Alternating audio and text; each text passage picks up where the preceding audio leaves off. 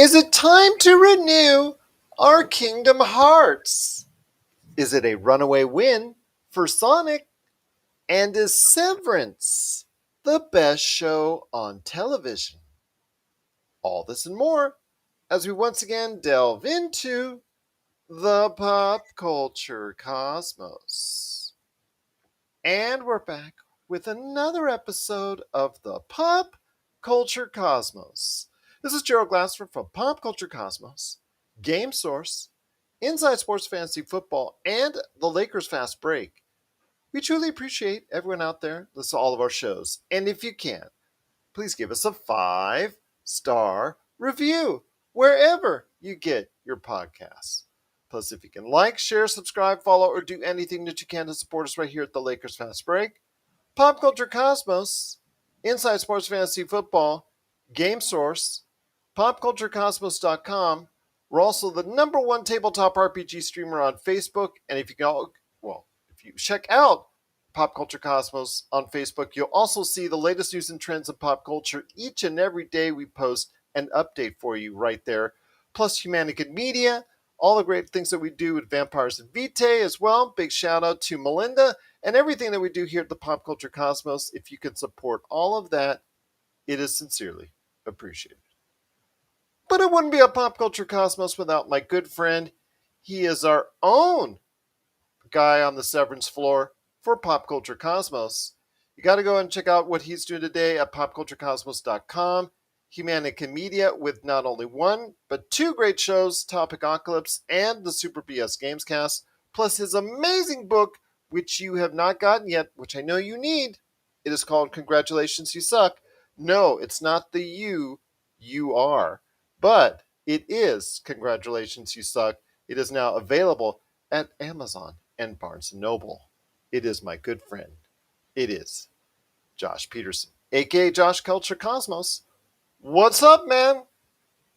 What is up? Okay, two things. Topicocalypse is defunct, so anyone going to find that's just like back episodes. It's not that no new Yeah, well, content you being still checking posted. out? You can People still can check still, it out. Yeah, if they yeah. want to, you still check it out. Two, I was reading an article lately, or not lately, sorry, recently, from the director of Tales of Arise. You know, I talked about that on the show, how much I enjoyed that game. And he Yes. says there are no plans for a direct sequel to the game. It got me thinking, like, yeah, it's a pretty, it's not like the beefiest of games, but it's pretty long, you know, pretty good story. It ties everything up in the end pretty well. Doing these games that put out these like every 3 years, you know, they have a big title come out, whether it's Final Fantasy or Kingdom Hearts or you know, to the Tales games or whatever it might be. Some of these other JRPG titles like the Atelier stories. Do they need direct sequels? Because I feel like these games are all individual entries. So do we need direct sequels to a lot of these? Like Final Fantasy has done, you know, Final Fantasy 13 No, 2, don't Final even get me Fantasy started 13 on Final 3. Fantasy. I know, but I mean, like in Kingdom Hearts, like Kingdom Hearts Dream Drop Distance or Kingdom Hearts, whatever their long, dumb titles are called. Do we need these games? Does anybody actually want them? You know, like I No, love I don't Tales of think so. Arise. Oh, Just sorry, need go. good, just need good storytelling. That's all you Yeah, need. Just need good original stories. Does not have to be fixated on something. I know when something reaches a level of success, everybody clamors for, like for instance, Severance. We're going to be talking about that here in a little bit. Everybody's just waiting for season 2. That's understandable because there's a continuous plot line and stories that people are connected to, and that's great. But for the most part, people don't necessarily need sequels. They just need good storytelling. You can put the characters in a different right. spot and put them or somehow tie it loosely to whatever was successful for, but you don't need direct sequels per se. No, and I agree with you. Now that's what got me thinking. Like, I did not like Final Fantasy 13 2 or 13 3. I'd never played any of the Kingdom Hearts spin-offs just because they sound, you know, the mainline games are exhausting in themselves. You know, some of these other like franchises that do Assassin's Creed, I guess they're more of an annual entry, but they have like the Brotherhood Revelations. A lot of those games, while I did play, they kind of like ruined my taste for the first one, you know. So like I love Tales of Arise, but if they were to do like Tales of Arise 2 and like slightly tweak something, that it could very well, you know, mess up how much I like the first game. I just like I don't like that. Well, it's the old adage that we've said here on the show before. You cannot tell me a complete and coherent storyline for either Final Fantasy or also as well the Fast and Furious, which we'll be talking about on today's show. Right. Yeah. Anyways, all this to say that the Tales of Arise director said that just wait for the next game in the series to come out, and I respect that. We don't Yeah. need any more sequels to games that don't need them. Sounds good to me, my friend. Sounds good to me. Original stories is what I'm after. And that's what we'll talk about on today's show with Severance. I'll go ahead and mention my thoughts on the series, the season, as it were. Season one has ended, concluded in dramatic and awesome fashion. So I'll go ahead and share my thoughts on that here in a bit. We'll also, as well, talk about a lot of great things, including update you on the box office, the troubles and perilous future for Ezra Miller. We'll also be talking about Tokyo Vice, my first 3 episodes with that, Halo, episode 3 as well, Moon Knight, episode 2, also, as well, we'll be talking about some video games. Lego Star Wars, the Skywalker Saga. Is it about 2 years too late for that game? We'll talk about that. Kingdom Hearts, Tomb Raider. They both had new announcements on that front.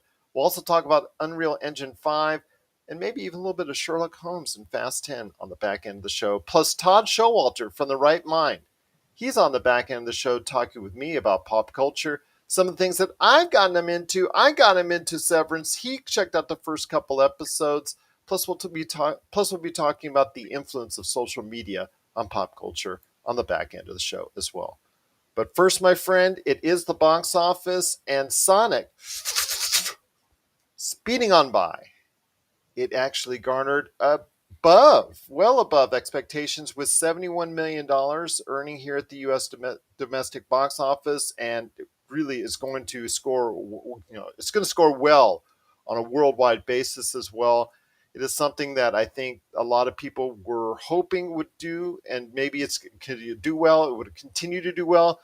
The perilous future for that series, because Jim Carrey has announced that he is leaning towards retirement in this new wave of actors that are thinking about retirement. Mark Wahlberg has also contemplated that in public statements recently. But your thoughts on Sonic winning the big prize this weekend?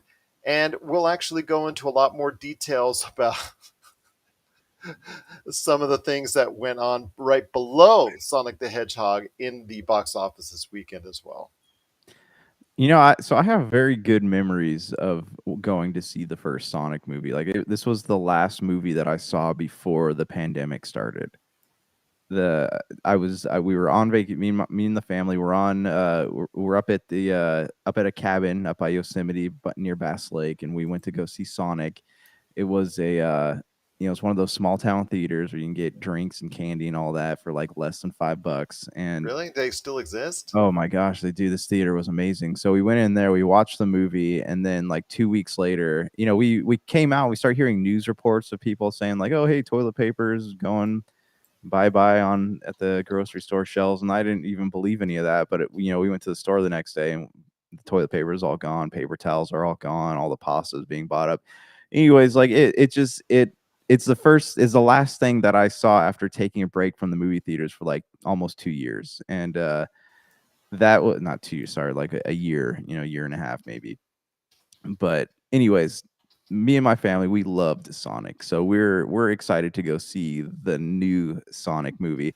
And I'm hearing good things. And Idris Elba's time as Knuckles, I hear, is pretty cool. I was reading that he wanted to do a more high pitched voice, but they wanted Knuckles to be more of like a brawler, have this tough guy look on or tough guy sound to him. So, Mm-hmm. I think Idris Elba is very talented, and I think he's having him as a voice actor is a really neat type of thing.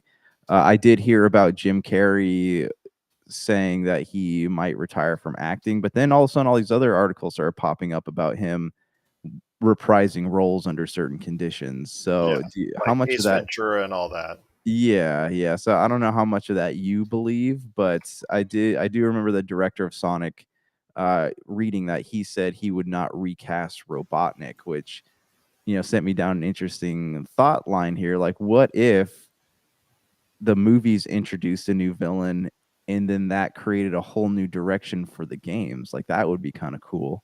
That would be kind of cool. I mean, I'm hoping that someday we will go ahead and see a Sonic the Hedgehog 3. Would be nice. Also, as well, we could go ahead Well, there is a and 3, there's just not a 4.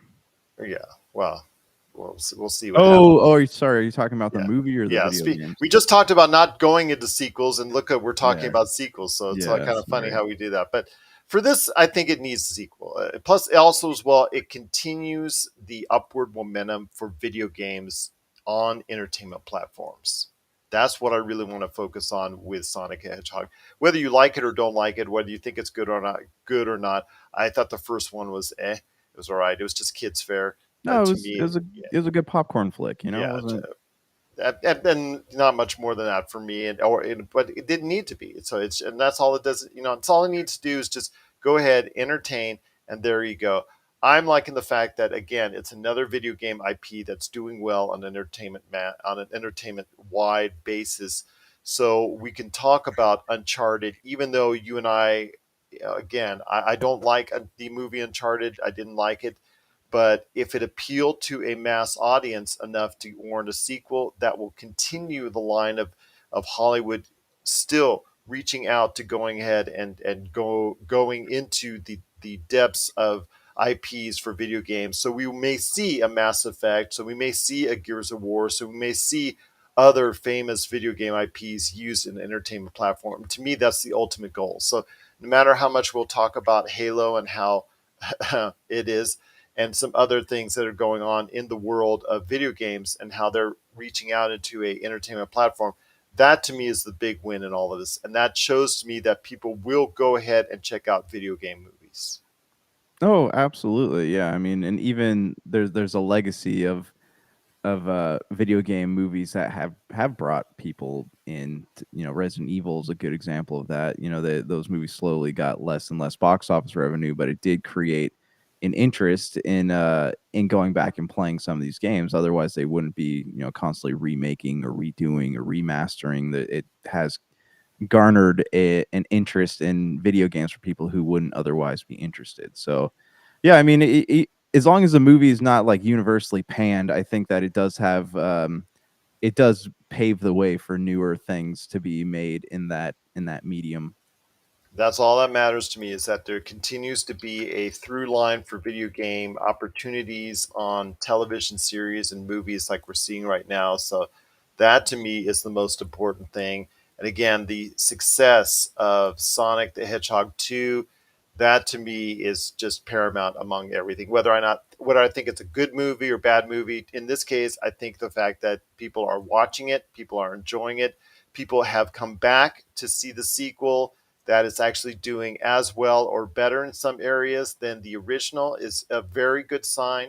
So it is getting a somewhat positive score, so it's considered by many to be a decent movie at that. So again, that's the big and overall win for this, is that Sonic the Hedgehog 2 is a winner. And of course, the video game industry, every time there's now a success, like we saw with Halo a couple weeks ago with the largest opening for a series for Paramount Plus, it means there are more opportunities available for video games. But on the backside of the box office,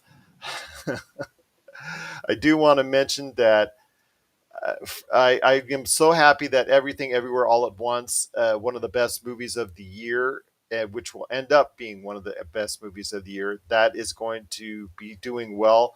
Around $6 million opening for its limited opening in theaters. But Ambulance was also the other wide release this weekend at the theaters, and it tanked. It bombed. I'm hearing though that people actually kind of liked like the It movie. got an A- cinema score. So Yeah, whoever's going to see it, they're actually liking it. So, right. but Yeah, eight I don't point know. seven million dollars here at the domestic box office for something that was in wide release in over 2,000, 3,000 theaters. That's got to be a major disappointment and a sign people are tired of Michael Bay's theatrics, his whole directing shtick, and the fact that you tried to go ahead and surround this. You surround this movie and center this movie around an ambulance. I think that whole premise kind of spoke for itself. Yeah, I was thinking about this over the over last week after seeing those articles eventually pop up. Is Michael Bay is he's a filmmaker of the 90s. Like he never broke out of that mold. Like the 90s, early 2000s, like he never pulled himself Agreed. out of that mold. Like he's a spectacle filmmaker, and while he makes spectacles well, his movies are always lacking in compelling stories. And I think that's a big issue because the film goer is different in 2022 as opposed to what they were 10, 20 years ago. Back then, yeah, everyone wanted to just see like explosions, lens flares, really cool things. This is why I'm watching this. I want to really push my surround sound system to the brink, but now people are sitting there wanting something that compels them, something that makes them think. And Yeah. I know we just got done talking about popcorn flicks, and there's a time and a place for those, but I don't think that Michael Bay's films are necessarily popcorn flicks either. They're just they're they're harsh. They're harsh, I guess, is like the word I'm thinking of here. Like it's a lot of noise and just a lot of intense visuals. Well, again, it's a shame that we're seeing the well, I wasn't very slow. It was actually a quick demise for Michael Bay because a lot of his movies in the past decade have fallen on hard times. I think he needs to go the way that we're seeing now with Michael Mann, who's executive producing and actually directed the first episode of Tokyo Vice. Maybe he needs to go into the world of streaming with a series. Maybe he can latch onto that might reignite his career and reignite his name in the industry. I think that's a better way to go for him than just going ahead and saying, okay, we're going to give you $100 million. Go ahead and make a 2 hour movie that won't do anything at the box office. Right. Yeah, I don't know. He's interesting, and he actually like he did that movie during the pandemic. Remember where everyone was like masked up and suited up and all that, and it was kind of like he was making fun of, I guess, the way or painting a dark picture of where life could go if we continued on with the quarantines and all that. And I saw two trailers for that movie, never heard about that movie again. So it seems like what he makes is very forgettable, though if you watch something, like, you don't forget how much you didn't like it. Well, I'll tell you what, my friend, there's still a lot of great things out there because Sonic the Hedgehog 2 seems to be a big hit with people, so that's a great sign for the video game industry indeed. But your thoughts out there on the box office? Did you go get a chance to see Sonic? What are your thoughts on Sonic the Hedgehog 2 or Everything Everywhere All at Once, which is also doing well in limited release, or even Ambulance, which again people are liking that go see it, but not a lot of people are seeing it. But let us know your thoughts on this weekend at the box office. Popculturecosmos at yahoo.com. Well, there's so much more to talk about on today's episode, my friend. Wanted to go ahead and touch on the shows we've been watching. We'll talk about Ezra Miller here on the back end of the show, but the shows we've been watching right now, we've got a list of them right now that we've been watching, and I will end the half hour on the one that I have the highest, most thoughts on, but it's our weekly reminder on, speaking of video game entities now in the entertainment world, Halo. It's episode 3, my friend. Cortana has now been fully integrated, quote unquote, with Master Chief. Master Chief decided to actually take out his emotion chip. That was another major part of this episode, and he is now trying to rediscover himself and this new integrated part of himself as well. This show is still not endearing me. I don't know, with I guess spy, this human that is now part of the Covenant, that she is now reintegrating herself with the humans, but tried to she ended up destroying or killing off a entire crew of the UNSC with, I don't know what that was, without that she It's has, it wasn't, the was it hunter. I forget what their like name is in the show, but yeah, they're the hunters from the games. They're just like a the colony hunters, of but worms. the hunters don't have those things that look like the flood. Yeah, no, that's what the hunters are. Like beneath their arm, it's a hive of these worm-like things Okay, so it's that a work together hunter. as a body. It's just the armor keeps them in form. And Okay. so that's why they showed that quick glimpse of her on the ship, and you see like the little worm thing popping out of the knee armor piece. Okay, fair enough. I guess, and she also has laser nails, so that was very Yeah, that interesting to see. was interesting. Yeah. So your thoughts? This show isn't getting much better for me, but I'm still gonna trek through it. I told you I would.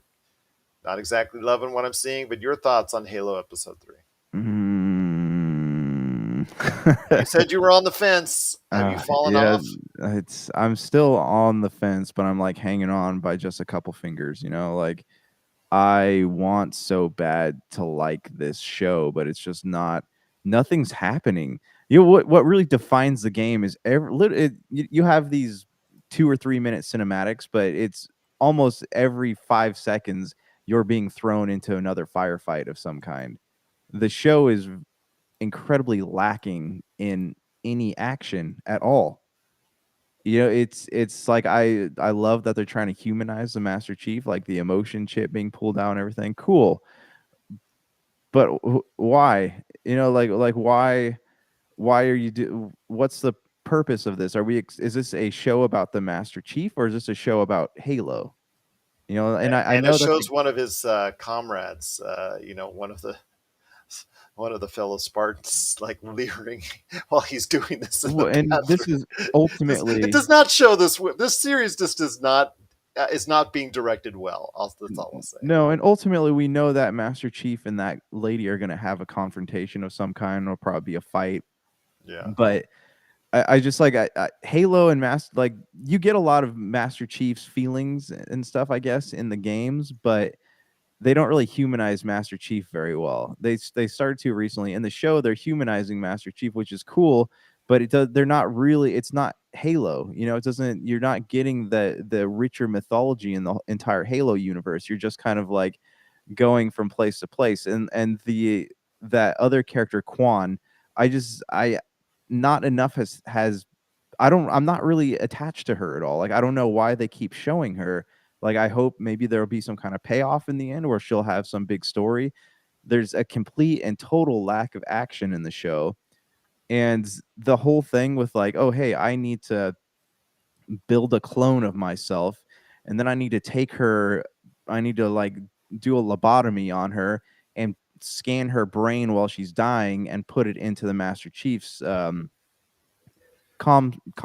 com system, but his little like AI hole they dug in the back of his head. That is doesn't make any sense to me because why didn't how in the game she like A chip. scanned It's her. just a chip. It's a chip. She scanned her brain, put it onto a chip, and gave it to Master Chief. Like it was the AI. It wasn't meant to like keep him from doing things. And I just felt that whole thing was unnecessary. Sitting there going, "Are they going to stick that needle in her eye?" Like that just felt incredibly unnecessary. Well, that's the thing. Again, it's about if you this is going to appeal like Uncharted. This is going to appeal to an audience that is not familiar with the video games a lot more than the people who love the video games. Yeah. Simple as that. You've got the insurrectionists, the level of insurrection, because now there's different levels of insurrectionists as far Hmm. as the different types that are in the show that are for or against the UNSC. Then you have the Covenant, and then you have the UNSC side of things, and you've mashed them all together. You've not told a great story in any one of these aspects, so there's nothing compelling for people to follow in any one of these aspects. So that's why it's continuing for me as a sludge to go through. So yeah, it's really been a disappointment so far. But again, if it's getting the ratings, that's all I care about. That's all I care about because again, it will allow other video game shows to be on an entertainment platform. Yeah, that's true. But I mean, I keep going to like, yeah, I looked at IGN's rating after the show came Yeah, out. I don't get it. I don't It's a know. 7. Everything that's Or an every eight. episode. Yeah. Well, yeah. Last week's got an 8. The first episode was 7. This episode was a 7. Like it almost feels like they're being told to give this rating because if I'm sitting there thinking like, man, this is actually not that great. How is it still getting a 7 from all these publications? Yeah, I know it makes you wonder if they're getting some pay for it. But and honestly, I think that having a harsh review on an episode, like saying, "Oh, this episode gets like a 4 or 5," would really make the producers sit back and go, like, "Oh, maybe we need to change something."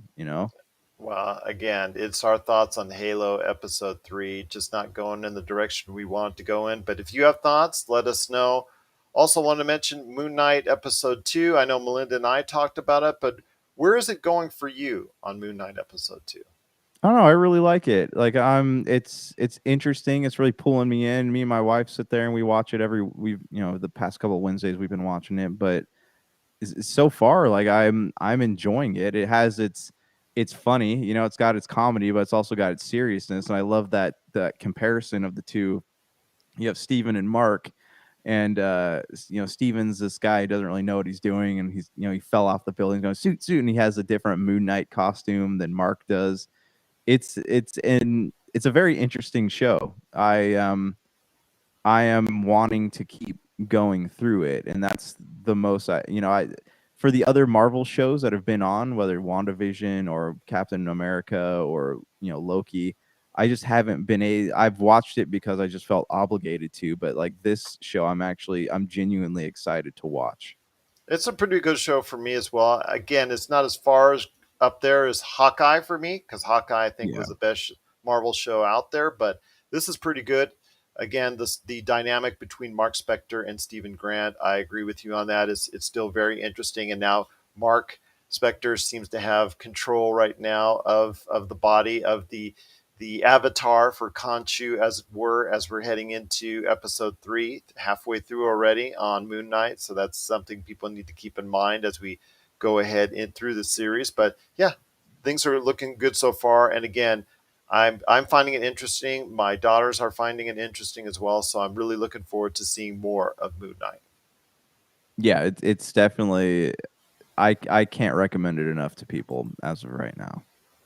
I will mention before we go ahead and head to the break that Tokyo Vice, the first 3 episodes are now available on HBO and HBO Max. I just wanted to mention that this series is about a young American reporter who is trying to climb up through the ranks in one of Tokyo's largest newspaper as he details in his way the work of the Tokyo underworld and the Yakuza and everything that's going on there. And he aligns himself with a seasoned police detective in order to go ahead and try to uncover what's going on with all these shadow companies and the whole 9 yards as far as an impending what am I trying to say? As far as impending yakuza war between different families that's going to be setting itself up in these episodes, in these future episodes, because it's already aligning itself up there. It's very intriguing. It's executive produced by Michael Mann. The first episode was directed by Michael Mann, he of Miami Vice and some very stylistic movies as well that we talked about. Michael Bay, he was very subdued in his directorial episode and also the preceding episodes. It's very standard storytelling. It's nothing that's going to be outlandish or stylistic, which was kind of a disappointment to me, seeing how he has had his fingertips on so many great stylistic movies over the past 3 decades, but 4 decades actually, if you consider Miami Vice. But still, a really solid watch, and I do recommend it at this point because it's right now has the point where the lead character is getting noticed by the yakuza, and not in a good way. If I may go ahead and add that in. How's speaking of main character, how's Ansel Elgort in that? How's He he yeah, he's from West Side Story, just to let everybody and know. yeah, and Yeah, Baby Driver? yeah, absolutely. He's actually pretty good. He's actually pretty believable as the guy who comes over from Missouri. He's been studying for years to try and break into the Tokyo newspaper business. He's learned fluent Japanese, write and he shows he can write and also speak fluent Japanese. It's very intriguing. He often conversates in Japanese, and it's really in Japanese, and really is a good part of this. He's actually really good at part of this equation as far as the series is concerned. Yeah, really good, really strong show. Does not do anything to go ahead and take any chances, but still, it's really solid storytelling. It's based in the late night. It's based in the the first part of this decade, first part of the century, 1999 to 2001. That's when this takes place over a 2 year period of time, from where he gets noticed from his upbringings and his rough start in the industry, the Tokyo newspaper business, and it shows his climb and also getting noticed as well. The more he does, the more he does well in the newspapers, the more notice he gets from the Yakuza, and that's where it starts to get interesting. All right, I'll check it out. I know I saw a trailer for that the other day, and I was intrigued by it. It's got another storyline with another American girl that is working with, I guess, just one of those bars where she gets paid to go ahead and speak to and accompany a Japanese businessman. That part of it really isn't fast. It really isn't very interesting. I just think it is kind of an added thing that they really did need. I Yeah. think that just the focus on the crime story, which they do 90% of the time, I think that's the best part of the show. But yeah, it's something I think people need to go out of their way and watch. Yeah, yeah. I think Ansel Elgort's he's incredibly talented, and I am. This is definitely something I am interested in watching. Having me and you both have a background in news writing, so uh, yeah, definitely will check this out, and I'll get you my thoughts on it at a later date. Absolutely. If you get a chance, Tokyo Vice, let us know, popculturecosmos at yahoo.com. But before we hit the break, my friend, ha ha ha, Severance season one ended last week on Apple Plus, and I'm just going to say it ended on exactly the note I think it needed to. The fact it answered some questions and it gave you many more. The fact for a season two, which was just shortly announced, which was announced shortly before the episode aired, was truly a great ride. Just basically the whole 9 episodes is a great ride. Severance is to me a fantastic watch. The way the twists and turns are all necessary. They're all needed. You need to pay close attention to detail. It rewards viewers for watching it multiple times. And really, when it comes down to it's not only outstanding acting, it's not only outstanding storytelling and direction, cinematography for the limited spaces that they're in. Most of the episodes are dictated in are truly outstanding as well.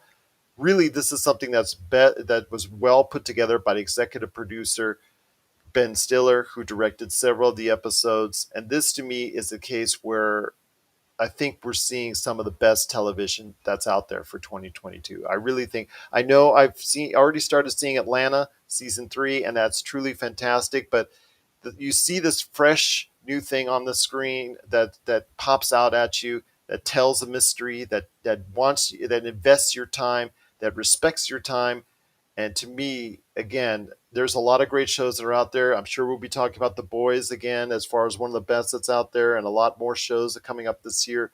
But truly, I think right now, if you had to put a finger on it, I think Severance is the best show for 2022. All right, yeah, still interested in watching. Gotta take some time to sit down and check this out. I know That's the best one, it, man. it I, is I, I need to highly talk some recommended by spoilers, you. man. I I know. need to talk some spoilers.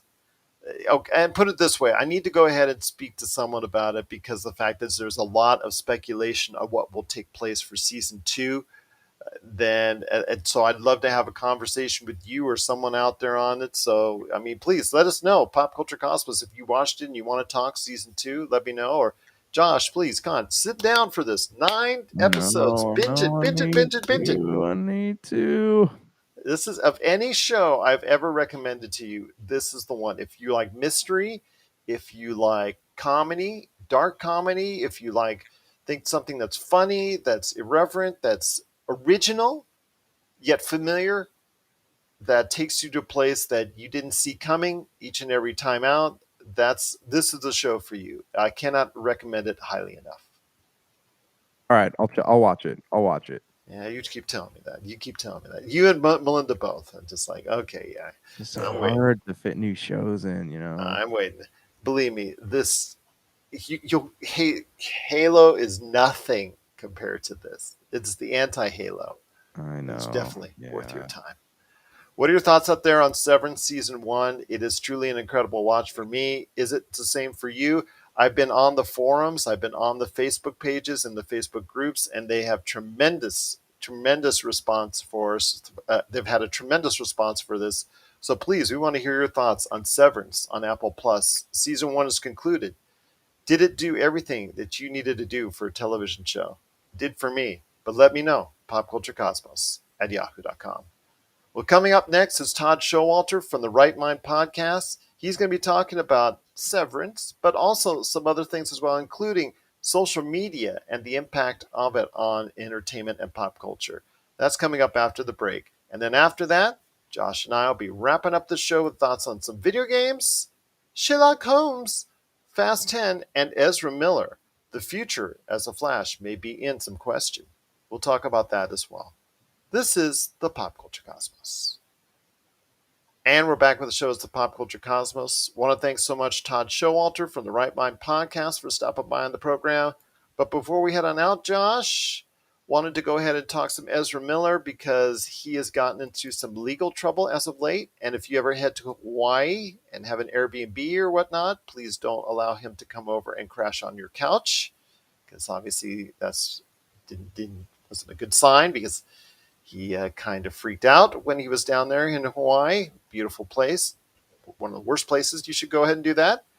But your thoughts on Ezra Miller, because it's now been rumored that Warner Brothers is now rethinking its future with Ezra Miller as the Flash after Flashpoint. Your thoughts on Ezra Miller? We've talked about this before with him. He just doesn't seem to get it, that you got to stay out of trouble in order to go ahead and continue a successful career in Hollywood. He's kind of crazy. Like and it's not. I don't think it's just the drugs. I think there's something else going on with him that he's needing drugs to suppress. Like, I think what he needs is some good rounds of therapy. Like, why does he feel the need? Because, I remember back when he was in The Perks of Being a Wallflower, he's just kind of like a whatever. He's just kind of a normal actor. And then it seems like with all this, the more money he gets, the more he kind of falls off his rocker. And it surprises the heck out of me he wasn't fired after assaulting that girl outside that bar. Where was that, in Norway or some? It was Europe. It was Somewhere in Europe. Yeah, but like, Scotland, or was, I don't know. Yeah, but I'm surprised he didn't get fired after that. Like, they, instead of firing him, they fired Johnny Depp. Like, that didn't. And Johnny Depp, none of the stuff that he did was actually he allegedly did was actually proven. But there's video evidence of Ezra Miller punching, hitting this girl. So that confuses me. Like, it seems to paint a double standard. But also, yeah, the thing in Hawaii, they need to, as much as, like, I think he was cool as the Flash, like, they should recast him. And I've been following the story a little bit, and I know they're trying to say, like, hey, with this with the Flashpoint and the multiverse open, like, you could easily get the kid from Grant Gustin, I think his name is, from the Flash show, and have him. It'd be a good place to end the show and just have him take over in the DCU role, which would be kind of cool if you think about it.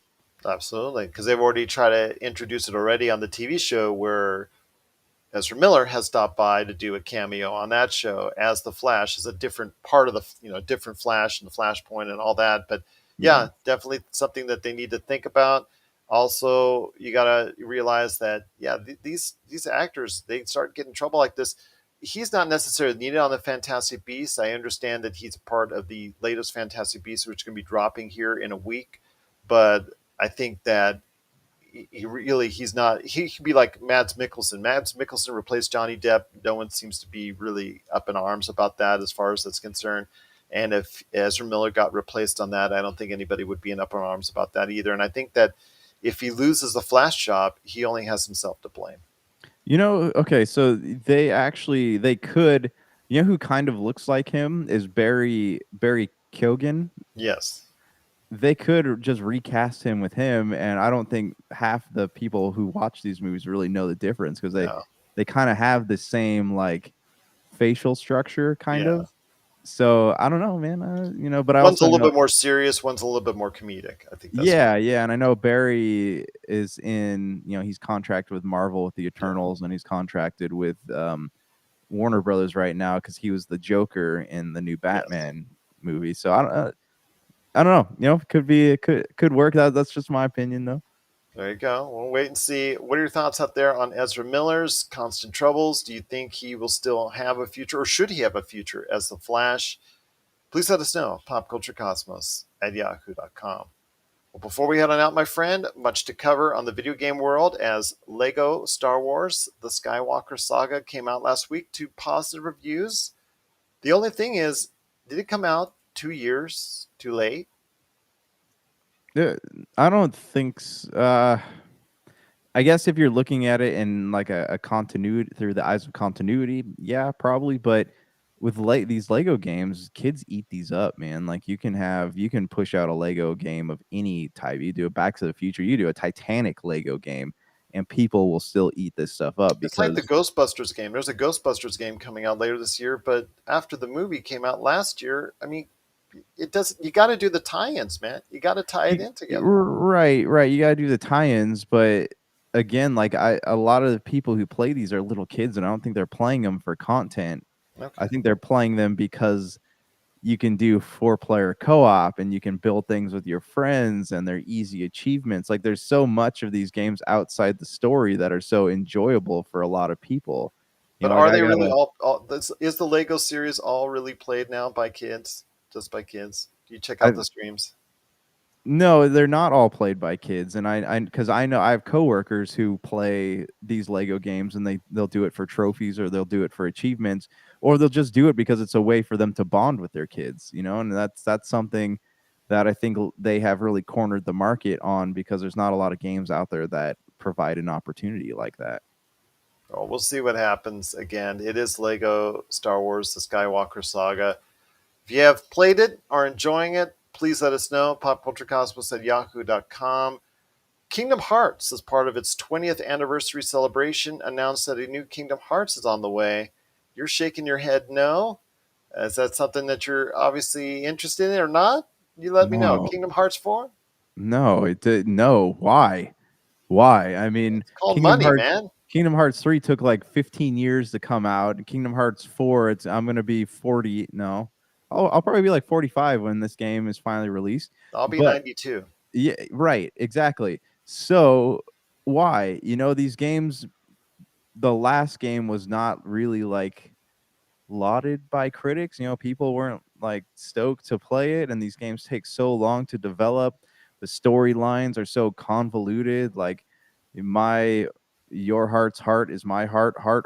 Like it's just like it doesn't make any sense. Nothing about this. It's Tetsuya Nomura. Like he is just I don't know. He just doesn't.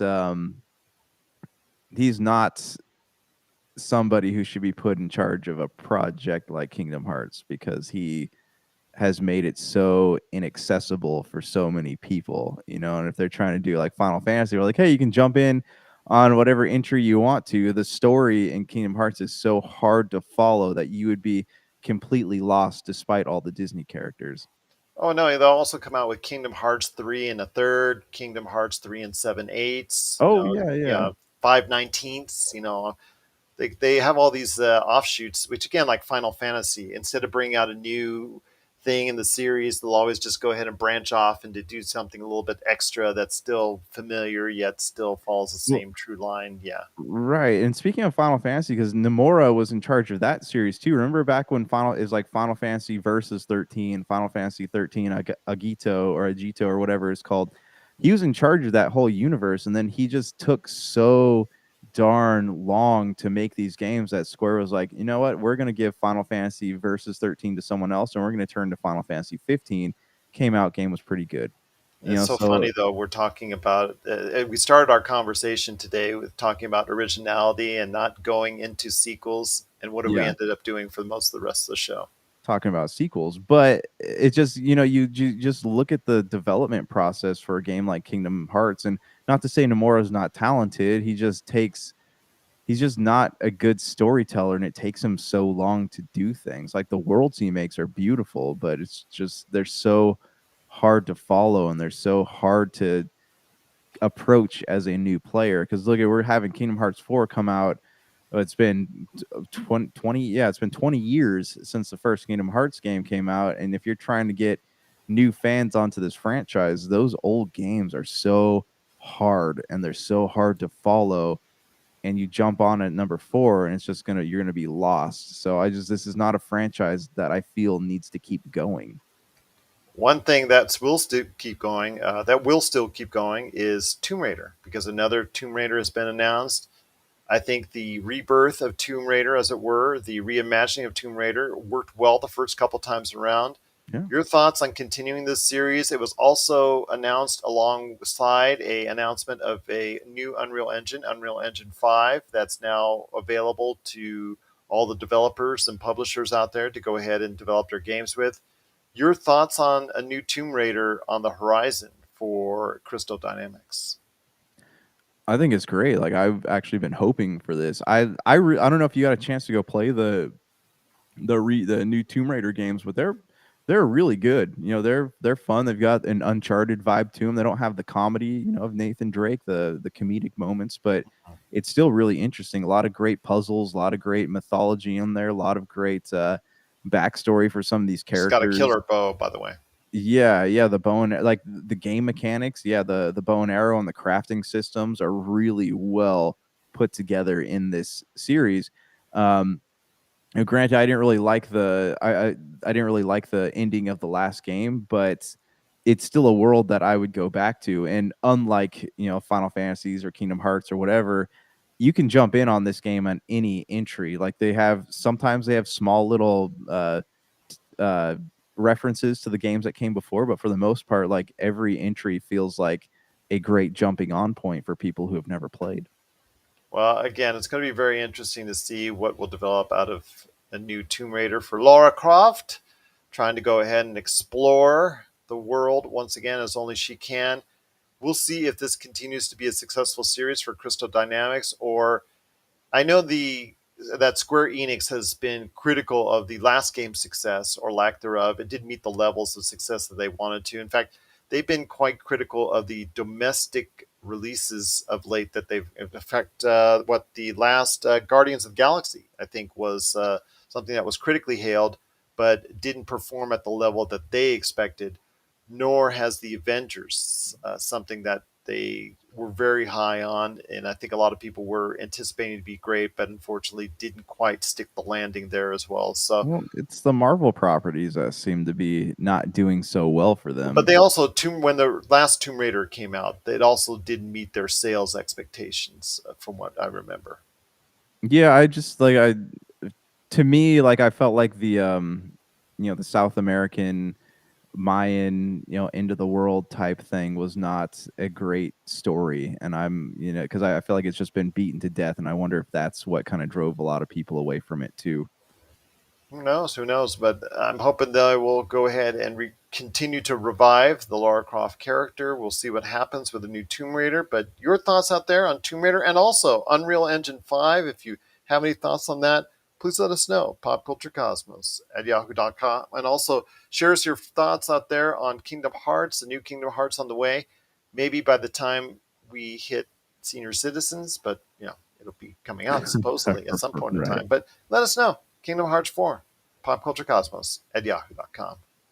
Well, before we head on out, my friend, a couple last notes. I know that the entertainment world was abuzz when they heard Robert Downey Jr.'s name pop up, but it was only said that he is going to be executive producing a new Sherlock Holmes series, I believe, for HBO and HBO Max.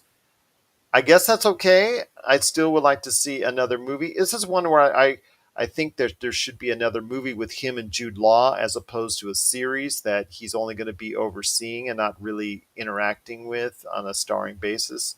What are your Yeah. thoughts on that?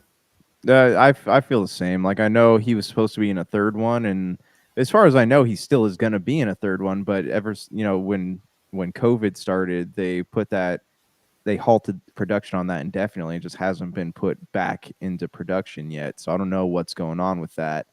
I know Jude Law's doing the Fantastic Beast series right now, so it might be a while. But as far as like an extended universe, yeah, that could be cool. But I don't know what else would inhabit that universe. There's not really I mean, Sherlock Sherlock. Holmes has been done so many times in He so had many ways in so many different fashions. Yeah, exactly. So I don't know if they're like going to do like a Watson spinoff, or if there's going to be like some kind of like Jack the Ripper spinoff. I don't know. Like it's a world that doesn't. I don't feel like it sounds cool in theory, but I don't think there's enough in it to really do something like that. I mean, we've seen Enola Holmes, we've seen Elementary, we've seen Sherlock with Benedict Cumberbatch. I mean, we've seen so many variations in recent years. I mean, not even talking about the last 2-3 decades before that. I'm talking about in recent years. What really can you bring to the game when it comes to a new version of Sherlock Holmes? Yeah, you know what makes those movies so great is Guy Ritchie and the way Yeah. that he edits things and the way that he tells stories. And I don't think that that's going because chances are he's not going to be involved in these these spin-offs. So I don't know how well that's going to translate into a show. Well, we'll see what happens there. But if you have hopes for a Robert Downey Jr. blessing on a new series for Sherlock Holmes, please let us know. Popculturecosmos at yahoo.com. Although, again, with HBO having all these IPs out there, you got to go ahead and do something with them to make series out of them to get to go ahead. It's all about content. No, popculturecosmos at yahoo.com. Something I've talked about is before with a streaming service having an IP that is going to be in need of content, that is Peacock. And they still haven't done yet anything with the Fast series outside of the movies. And you mentioned Brie Larson jumping on Fast 10, joining Jason Momoa and probably every other big star that's not named The Rock. It's turning into the Expendables is what's Yeah, happening here. that's all it is. And but Yeah. it's never the Fast and Furious has never been based on coherent storytelling. It's never been based on even good storytelling. It's Michael It's Bay syndrome. the Michael Bay syndrome is just about how many cars can we jump, where can we go to next, can we go to space, can we see people screaming all over the place and laughing, and just a couple good jokes, and quarter mile at a time, and blah blah blah blah blah. I live my life quarter mile at a time, blah blah blah blah blah, and all that. That's great. I mean, we'll see it, we'll watch it. It's again, like you said earlier with Sonic's popcorn flick. That's all it needs to do. But I think there should be a future for it once Fast 10 and is done, and the sequel is done. The two-parter that they're going to be doing for it. They got to go ahead and look forward towards the future. And I would say Peacock again. You're going to have to develop a series for it. It wouldn't be that hard. Wouldn't be that stretch. You just again crash some cars and there you go. Yeah, yeah, exactly. I'm not a big fan of not to say Brie Larson's a bad actress. I just don't really go out of my way to watch a lot of things that she's in just because I'm not too familiar with her outside the Marvel movies. Getting kind of Academy Award winner.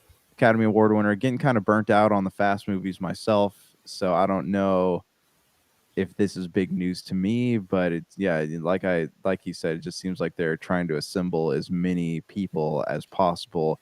And I feel like if they get any more big actors, this could possibly turn into the most expensive movie ever made. Most likely. But remember, it's all about family, family, family. But Yeah. again, you lose The Rock. You're trying to replace The Rock with so many other different big name stars. I think that's all that matters. I think that's all Mhm. it comes down to is just that's all you're going to do. Is, okay, we lost a big name. We got to get like two or three big names, to go ahead and replace him. Yeah, yeah, it's so funny how Vin Diesel's like trying to, oh, it's tough love, man. Like, yeah, you don't tough love The Rock. No, you don't. No, no. Well, what are your thoughts out there on how Fast 10 is developing? Are you excited for the new additions in Brie Larson and Jason Momoa? I'm sure more is on the way to come for Fast 10. So please let us know. Popculturecosmos at yahoo.com. My friend, thanks so much as always for being part of this week's show. Coming up later this week on the Friday show, we're going to be talking about more great things in pop culture as Melinda Barkhouse Ross and I steps into the PCC multiverse. But any last thoughts before we head on out? No, not that I can think of. I've been getting a little more excited for Jurassic World Dominion. Seeing some new things on there, and I'm sure we'll have more to talk about But once you that mentioned movie. something about the something playing the Joker. No, well, Not supposed to be. the Colin Trevorrow had said that the big, how they had like Spinosaurus in Jurassic Park 3 and the Indo whatever it was called in the last movie. The Indoraptor in the last movie, like the big like villain dinosaur in this, he's like equating to the Joker, like the end all be all. just wanting to watch the world burn type of character. So it'll be interesting to see like what he means by that, because obviously dinosaurs aren't sentient enough to, or well, they're sentient, but they're not like intelligent enough to be like, I'm going to organize crime. So I just am interested to see what he means by that. Are you sure? We could have another situation where it's you saying, clever girl. Yeah, right, right. So for Josh Peterson, this is Gerald Glassford. It's another beautiful day in paradise right here in the Pop Culture Cosmos. We thank you for listening. And here's hoping you have yourself a great